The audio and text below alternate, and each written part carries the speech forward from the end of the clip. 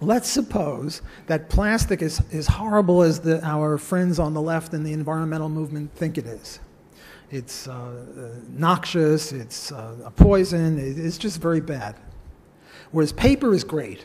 Paper bags are great because they're biodegradable, and you put them in the earth and they transform into earth in a couple of years. And I'm going to put you through two scenarios. The first one is you're at the supermarket checkout counter, and they've rung up your groceries, and they ask you this inevitable, fateful question: paper or plastic?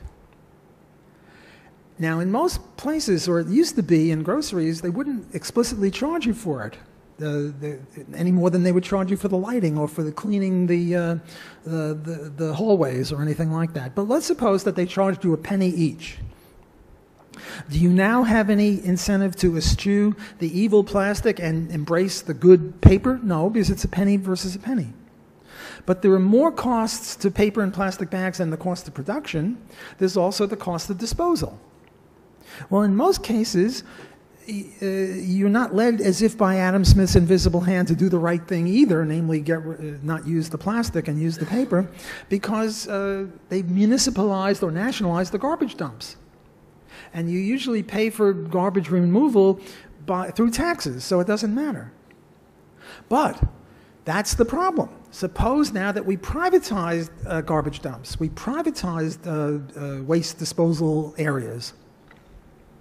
And let's suppose, again, that paper is good and plastic is bad. If you own a garbage dump, would you allow plastic in your garbage dump, even though if you had plastic there, you couldn't use it for farming because it would be poisonous, you couldn't build on it because it would be poisonous? Would you allow it? At the right price? Yeah. So let's suppose that the harm done by the environment to the environment or to your private property is $5 per plastic bag. What will the market price of disposing of a plastic bag be? It'll probably be $5, because if it was more, someone would undercut it, and if it was less, the people would lose money.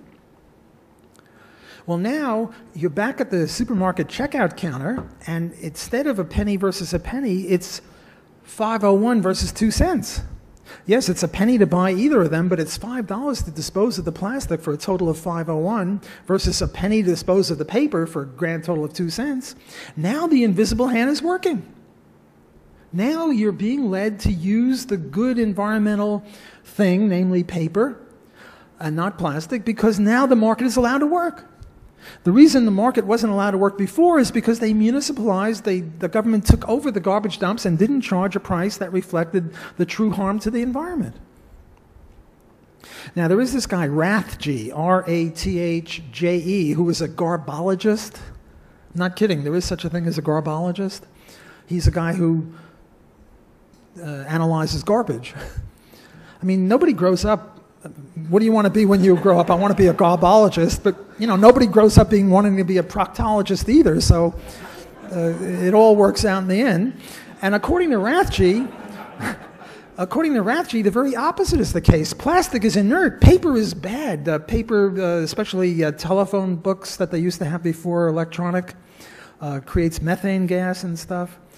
Okay, well, if that's true, then the market will work the other way, to penalize paper and to support plastic. Whatever the reality is, the market will tend in that direction, because if they don't, they'll lose money.